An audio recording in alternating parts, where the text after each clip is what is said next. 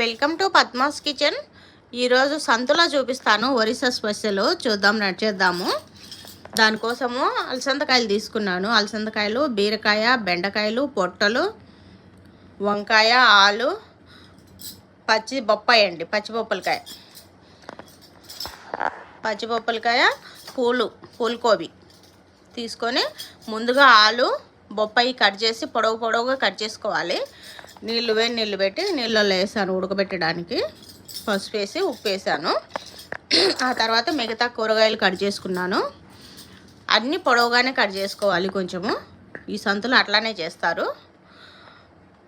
కూరగాయలు కట్ చేసిన తర్వాత మళ్ళీ వంకాయలు ఇవి ఉడికేలోపే వంకాయలు కట్ చేసుకోవాలి. అన్ని కూరగాయలు ఒకేసారి వేయకూడదు. అట్లా వేయటం వల్ల బాగుండదు. ఒకటి ముందు వెనక ఉడకవు సరిగా. ఇప్పుడు వంకాయలు వేసుకోవాలి. వంకాయలు ఉడికేలోపు మళ్ళీ మన బెండకాయలు వేసుకోవాలి. ఇవన్నీ ఉడికిన తర్వాత మనం పోపు రెడీ చేసుకోవాలి.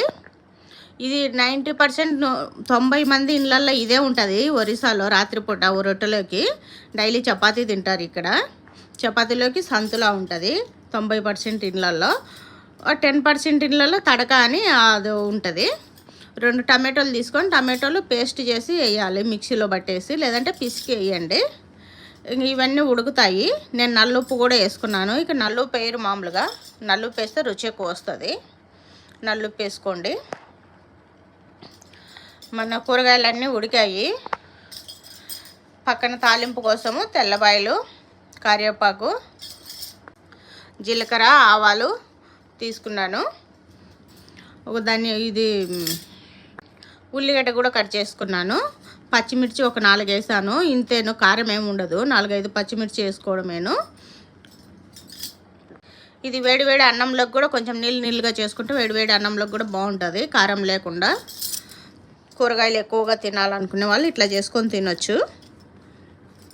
తాలింపు గింజలు వేగిన తర్వాత తెల్లబాయి అవి ఉల్లిగడ్డలు వేసి వేయించుకోవాలి. మనం తాలింపు వేసుకున్నట్టు అని పోపు వేసుకున్నట్లేనే. ఇది ధనియా ఆకు వేసాను.